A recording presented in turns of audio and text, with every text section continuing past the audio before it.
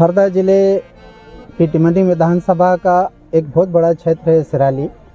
यहाँ पर कांग्रेस के स्टार प्रचारक और अखिल भारतीय कांग्रेस कमेटी के पूर्व राष्ट्रीय अध्यक्ष राहुल गांधी ने आज विशाल आम सभा को संबोधित किया। हमारे साथ में इस समय टिमनी विधानसभा के प्रत्याशी कुंवर अभिजीत शाह, अंकित बाबा साथ में है। जानना चाहेंगे कि क्या बातें हुई और क्या राहुल गांधी इस सभा में कह गए। जयराम जी, देखिए, उन्होंने आदिवासियों के विषय में कहा, उन्होंने बेरोजगार युवाओं के विषय में कहा, उन्होंने किसानों के बारे में कहा। युवाओं के लिए उन्होंने कहा है कि देखिए, जैसे कि छत्तीसगढ़ में इंडस्ट्रीज लगाई गई हैं, वैसी ही इंडस्ट्रीज, वैसी फैक्ट्री रोजगार देने के लिए युवाओं को यहाँ लगाई जाएगी। यहाँ मतलब कि टिमनी विधानसभा में लगी जाएगी।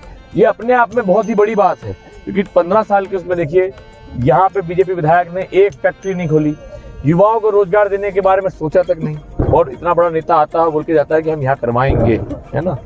दूसरा, अब आप देखेंगे कि हमारे जो आदिवासी क्षेत्र हैं वहाँ पर बीजेपी द्वारा या संजय बाबा द्वारा आप देखेंगे एक कायदा में भी एक हमारे भगवान बिरसा मुंडा जी की मूर्ति लगाई गई, लेकिन उस पर वनवासी लिख दिया गया।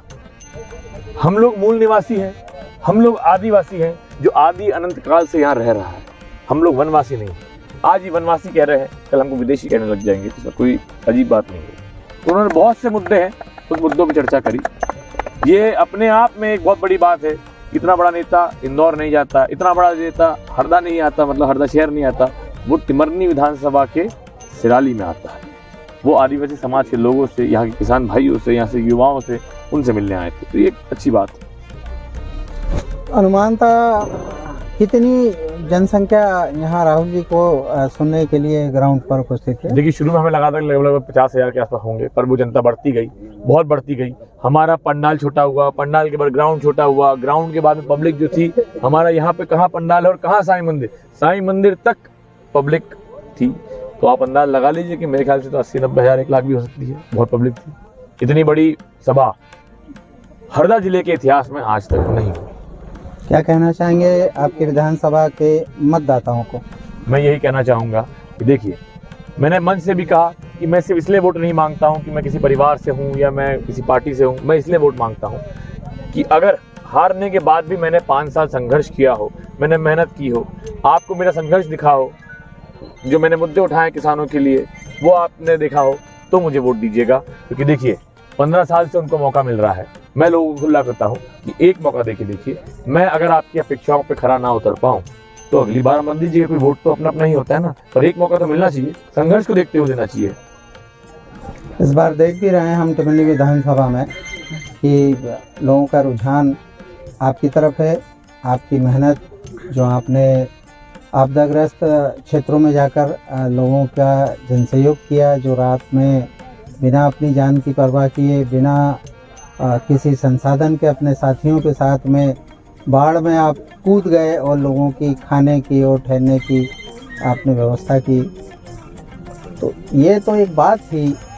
आने वाले कल के लिए क्या बात है वो आपके दिमाग में? देखिए, जिस समय बाढ़ आई थी, मेरे ख्याल 2020 का समय था, चुनाव लगभग 4 से 3 साल दूर था, पर मेरा वहाँ जाना कोई राजनीतिक उद्देश्य नहीं था। एक मानवता भी धर्म होती है। मैं वहाँ से चुनाव हारा था, लेकिन ठीक है, उन्हें शायद 400 मिला हो, मुझे 50 मिला हो उन गाँव से, लेकिन मुझे नहीं पता उन 50 कौन से लोग हैं उन्होंने मुझे वोट दिया। और वोट की राजनीति है, कांग्रेस भाजपा की राजनीति सिर्फ चुनाव तक होती है। चुनाव के बाद अगर हम कहते हैं कि विधानसभा हमारा परिवार है, यानी ये हमारा परिवार है, और परिवार के कुछ लोग अगर मुश्किल में पड़े हुए हैं, तो ये हमारा कर्तव्य भी है, धर्म भी है कि हमें उनकी मदद करने जाना चाहिए। यही एक छोटा सा प्रयास था।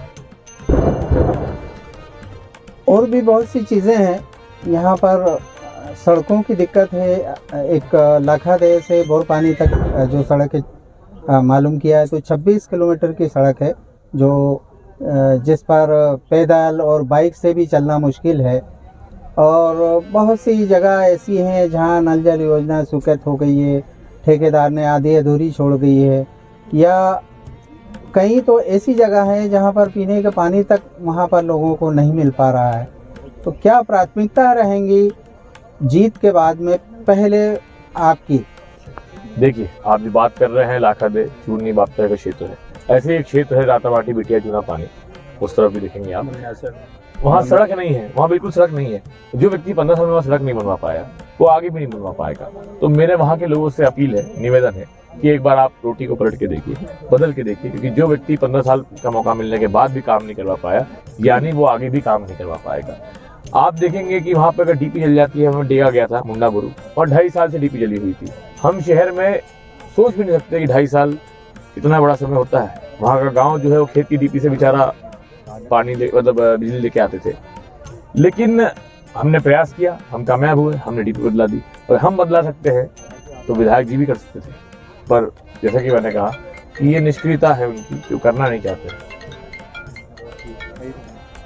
बहुत बहुत शुभकामनाएं। हमारे नेता आपको- कैसा हो, अंकित बाबा जैसा हो, हमारे नेता कैसा हो, अंकित बाबा जैसा हो, जीतेंगे, अंकित बाबा जीतेंगे।